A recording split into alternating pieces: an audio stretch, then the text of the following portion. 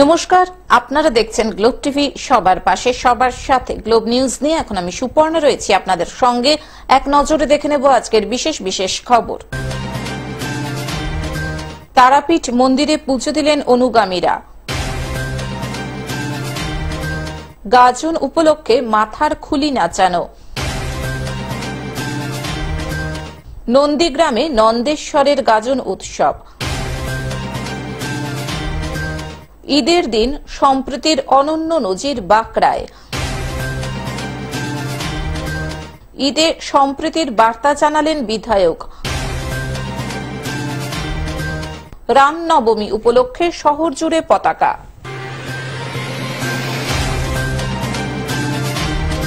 আসছে বিস্তারিত খবরে। তারাপীঠ মন্দিরে পুজো দিলেন অনুগামীরা। আসন্ন লোকসভা নির্বাচনে হাওড়া সদর লোকসভা কেন্দ্রের তৃণমূল কংগ্রেস প্রার্থী তথা সর্বভারতীয় তৃণমূল কংগ্রেস ক্রীড়া সেলের সভাপতি অর্জুন পুরস্কার জয়ী প্রাক্তন জাতীয় ফুটবলার হাওড়ায় 3 বারের বিজয়ী সাংসদ প্রসূন ব্যানার্জিকে পুনরায় হাওড়া সদর কেন্দ্র থেকে বিপুল ভোটে জয়ী করার প্রার্থনা জানিয়ে আজ তারাপীঠ মন্দিরে মায়ের পুজো দিলেন তার অনুগামীরা। বিধায়ক ও মন্ত্রী মনোজ তিওয়ারির অনুপ্রেরণায় শিবপুর বিধানসভা কেন্দ্র সহ হাওড়া সদর লোকসভার অন্তর্গত সবকটি বিধানসভায় বিপুল ভোটে জয়ের আশায় মায়ের কাছে পুজো দিলেন তার অনুগামী ভক্তরা। এবারে চতুর্থবারে আমাদের হাওড়া সদর কেন্দ্রের প্রার্থী সাংসদ এবং অর্জুন বন্দ্যোপাধ্যায় মঙ্গল কামনার্থে এবং যেন হাওড়াবাসী আবার প্রথম থেকে চতুর্থবারের জন্য হাওড়া সাংসদ হিসেবে আমরা দেখতে পাই এবং মমতা বন্দ্যোপাধ্যায়, আমাদের দলনেত্রী মমতা বন্দ্যোপাধ্যায় এবং আমাদের নেতা অভিষেক বন্দ্যোপাধ্যায় এবং সর্বোপরি আমাদের শিবপুর কেন্দ্রের জননেতা মন্ত্রী মনোজ তিওয়ারি মঙ্গল কামনার্থে এবং সারা বাংলার মানুষের মঙ্গল কামনার্থে এবং হাওড়ার মানুষের মঙ্গল কামনার্থে আমরা আজকে মায়ের কাছে পুজো দিয়ে। হাওড়া থেকে কৌশিক ঘোষের রিপোর্ট, গ্লোব নিউজ। গাজন উপলক্ষে মাথার খুলি নাচানো। মুর্শিদাবাদ জেলার ঐতিহ্য রূপপুরের রুদ্রদেব মন্দির। এই মন্দিরে প্রতি বছরই গাজন উৎসবে বিশেষ পুজো পাঠ করা হয় এবং নানান প্রাচীন রীতি রেওয়াজ পালন করা হয়। আমরা আমাদের দাদুরা কাচাচ্ছে, তারা কত বছর আমাদের দাদুরা আমল থেকে হয়ে আসছে। গাজন উৎসবের দিন ভোরবেলা থেকে গাজন সন্ন্যাসীরা মন্দির প্রাঙ্গণে সং সেজে নাচ করেন, পাশাপাশি একাধিক কলা কৌশল দেখান। অন্যদিকে গাজন সন্ন্যাসীরা প্রতি বছরই মানুষের মাথার খুলি নিয়ে বিশেষ নৃত্য প্রদর্শন করে থাকেন। প্রতি বছরই একটি করে নতুন মানুষের মাথার খুলি নিয়ে আসা হয়, যাকে স্থানীয় ভাষায় কাঁচা মরার মাথা বলা হয়। পরবর্তীকালে দেবাদিদেব মহাদেব অর্থাৎ রুদ্রদেবকে রূপপুরের রুদ্রদেব মন্দির থেকে পালকিতে করে আজকের দিনে হোমযজ্ঞ করার জন্য কানা ময়ূরাক্ষী নদীর তীরে অবস্থিত কান্দির হোমতলায় নিয়ে যাওয়া হয়। মরার মাথা বা গোটা মরা পেলে গোটা মরা পেলে এখানে খেলানোর একটা ঐতিহ্য এবং সেটা বরাবরের ন্যায় চলে। সেখানে এক রাত্রি রুদ্রদেব থাকেন। দেবাদিদেব মহাদেবের সেখানে বিশেষ পুজো পাঠ, বলিদান এবং দাদুরঘাটা করা হয় এবং পরের দিন আবারও পালকিতে করে শহরের মধ্যে দিয়ে নিজের বাড়ি অর্থাৎ রূপপুরের রুদ্রদেব মন্দিরে ফিরিয়ে নিয়ে আসা হয়। এটা আমাদের ভক্তরা আছে, এটা দীর্ঘদিন ধরে চলে আসছে এই নীতি। হ্যাঁ, আমাদের এটা হয়ে যাচ্ছে এই নীতি অনুসারে এইভাবেই চলছে। হ্যাঁ, মরার মাথা হয় বাবার সামনে। প্রাচীন এই রীতি আজ শহর কান্দির এক ঐতিহ্যতে পরিণত হয়েছে। পাশাপাশি মানুষের মাথার খুলি নাচানো দেখার জন্য আজ সকালে মন্দির প্রাঙ্গণে ভিড় জমিয়েছিলেন অগণিত মানুষ। কি করতে এসছেন এখানে? মরা মাথা নাচানো দেখতে এসেছিলাম। প্রতি বছরই কি আসা? প্রতি বছরই আসে। কেমন লাগলো দেখে? মুর্শিদাবাদ থেকে রক্তিম সিদ্ধান্তের রিপোর্ট, গ্লোব নিউজ। নন্দীগ্রামে নন্দেশ্বরের গাজন উৎসব। বাঙালির 12 মাসে 13 পার্বণ। চৈত্র মাসের শেষ দিকে বাংলার বিভিন্ন জায়গায় শুরু হয়েছে শিবিরের গাজন উৎসব। পূর্ব বর্ধমান জেলার কাটোয়া 2 নম্বর ব্লকের গাজন উৎসবগুলির মধ্যে অন্যতম শ্রীবাটি গ্রাম পঞ্চায়েতের অন্তর্গত নন্দীগ্রামে নন্দেশ্বরের গাজন উৎসব। কাটোয়া 2 নম্বর ব্লকের বিভিন্ন জায়গায় গাজন উৎসব হলেও নন্দেশ্বরের গাজন উৎসব ঐতিহ্যপূর্ণ। বহু বছরের পুরনো নন্দেশ্বরের গাজন উৎসব এইবার সন্ন্যাসী হয়েছেন 61 জন। 9 এপ্রিল থেকে শুরু হয়েছে বাবা নন্দেশ্বরের কাছে সন্ন্যাস গ্রহণ। সোমনাথ রেস মূল সন্ন্যাসী। বুধবার সন্ন্যাসীরা উত্তরীয় নেন। রাতে নন্দেশ্বর মন্দির প্রাঙ্গণে বোলান গানের আয়োজন করা হয়। গ্রামের যুবকদের সহযোগিতায় একটি দল গঠন করা হয়। এই দলে 13 জন সদস্য রয়েছেন। একজন ওস্তাদ দলের নেতৃত্ব দেন। কিছু ছেলে মেয়ে সেজে নাচ গান করে। বোলান গান দেখতে বহু মানুষ ভিড় জমিয়েছিলেন মন্দির প্রাঙ্গণে। গাজনটা কদিন ধরে হয়? 4 দিন 5 দিন আগে মানে কি হয় এটা গাজনে? গাজনে কামান একদিন, উত্তরীয় একদিন হয়, একদিন ফল, একদিন উপবাস। আজকে কি গ্রাম ঘুরতে যায়? হ্যাঁ, ফল দিন গ্রাম ঘুরতে যায়। আমাদের গ্রাম ঘুরে অনেকগুলো, আর গ্রাম ঘুরে। বৃহস্পতিবার সন্ন্যাসীরা গ্রামের নতুন পুকুরে স্নান করে ভট্টাচার্য বাড়ি থেকে শিব ঠাকুর নিয়ে আসেন নন্দেশ্বর মন্দিরে। এই দিন সন্ন্যাসীরা ঢাকের বাজনায় নাচতে নাচতে শিব ঠাকুর মাথায় নিয়ে গ্রাম পরিক্রমা করতে বের হন। শিব ঠাকুরের গ্রাম পরিক্রমা দেখতে গ্রামের মোড়ে মোড়ে বহু মানুষ ভিড় জমিয়েছিলেন। মূল গ্রাম, কুর্চি গ্রাম, পোস্ট গ্রাম, শ্রীবাটি গ্রামে মানুষদের বাড়ি ঘুরে সন্ধ্যায় নন্দী গ্রামে ফিরে আসার রেওয়াজ রয়েছে। নন্দেশ্বর মন্দিরে নীলের পুজো অনুষ্ঠিত হয়।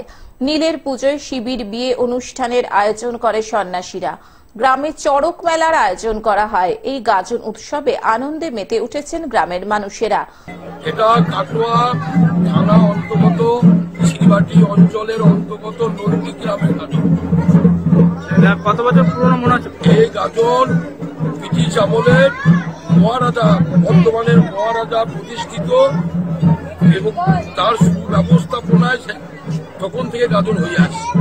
কেমন মানুষের সমাগম হয়? প্রচুর মানুষের সমাগম। প্রত্যেক বছর মিনিমাম 60-70টা থেকে 100 পার সন্ন্যাসী হয়।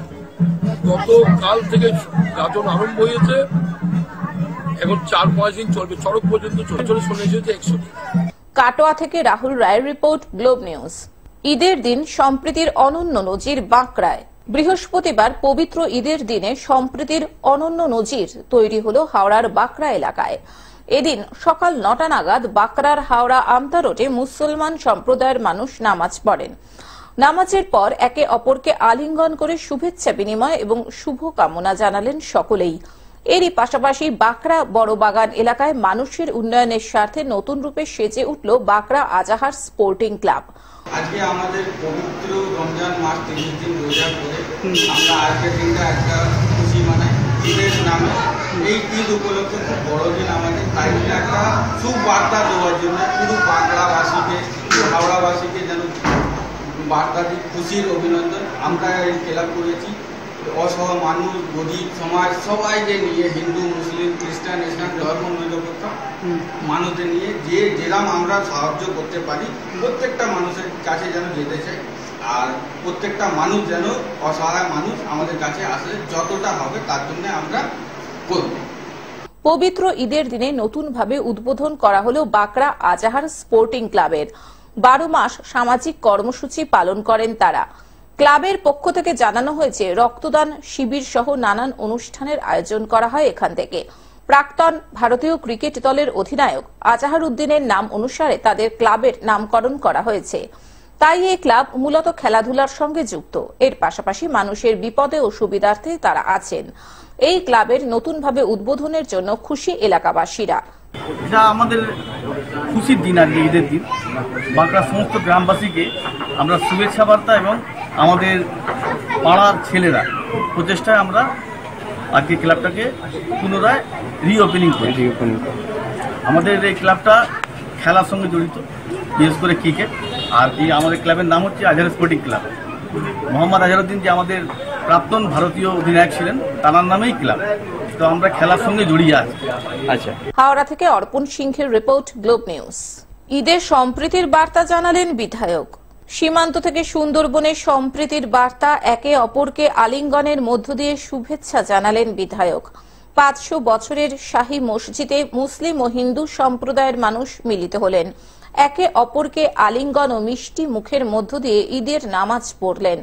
হিঙ্গলগঞ্জের বিধায়ক তৃণমূলের দেবেশ মণ্ডল বৃহস্পতিবার সকালে বাঁকড়া গ্রামের শাহী মসজিদে এসে স্থানীয়দের সাথে কোলাকুলি করে ঈদের শুভেচ্ছা বিনিময় করেন, সেই সঙ্গে মিষ্টি মুখও করেন। বিধায়কের সঙ্গে ছিলেন স্যান্ডেলের বিল গ্রাম পঞ্চায়েতের প্রধান পরিতোষ মণ্ডল, স্থানীয় পঞ্চায়েত সদস্য বিশ্বজিৎ ঘোষ, জয়নাল আবেদিন। দেবেশ মণ্ডল বলেন, মুসলিম ধর্মের মানুষেরা যদি শান্তি চান, খুশি চান, তবে অন্য ধর্মের মানুষদের উচিত তাদের সাথে সামিল হওয়া। দেখুন, খুশির ঈদ বলেছেন আপনি বলার সময়, সুতরাং একটা ধর্মীয় অনুষ্ঠানের মধ্য দিয়ে এক মাস কাল রোজা থেকে যারা এই উৎসব পালন করেছেন, রমজান দিবস পালন করেছেন বা রমজান মাসের যারা নামাজ রেখেছেন, তারা সকলেই নিজেদের শারীরিক যে কষ্ট বা সমস্ত কিছু উপেক্ষা করে আল্লাহর উদ্দেশ্যে যেই বৃহৎ তাদের যে বড় মানসিকতা দেখিয়েছেন, এটা তারা কিন্তু নিজের ব্যক্তি কল্যাণে করেন না। আমি যতটা জেনেছি, আমার যাদের সঙ্গে পরিচিতি আছে, ধর্মীয় আচরণে জেনেছি, তারা সকলের জন্য দোয়া ভিক্ষা করেন এবং এই এক মাস কাল দেখবেন যে কোনো অসুখ বিসুখ বা হসপিটাল সব জায়গায় কিন্তু রোগীর সংখ্যাও কমে যায়, মানুষ অনেক বেশি সুস্থতা বোধ করে সময়, এবং ভগবানের বা আল্লাহর যে একটা কৃপা নেমে আসে, সব দিক থেকেই দেখবেন অপরাধের সংখ্যাও কম। বসিরহাট থেকে সৌমাভু মণ্ডলের রিপোর্ট, গ্লোব নিউজ। রামনবমী উপলক্ষে শহর জুড়ে পতাকা। আগামী 17 এপ্রিল রামনবমী, আর সেই উপলক্ষে জলপাইগুড়ি শহর জুড়ে শুরু হয়েছে রাম ভক্তদের পতাকা লাগানোর কাজ। জলপাইগুড়ি শহরের বড় ডাকঘর মোড়, থানা মোড়, কদমতলা, দিশারি থানা মোড় ইত্যাদি জায়গায় রাম ভক্তরা আনন্দের সাথে রাম সম্বলিত পতাকা লাগানোর কাজ শুরু করে দিয়েছেন। এই বিষয়ে রাম উদযাপন কমিটির এক মহিলা সদস্যা বলেন, আগামী 17 এপ্রিল রাম নবমী, আর সেই উপলক্ষে বিশাল শোভাযাত্রার আয়োজন করা হবে, আর তাই এখন থেকে চলছে রামের পতাকা লাগানোর কাজ।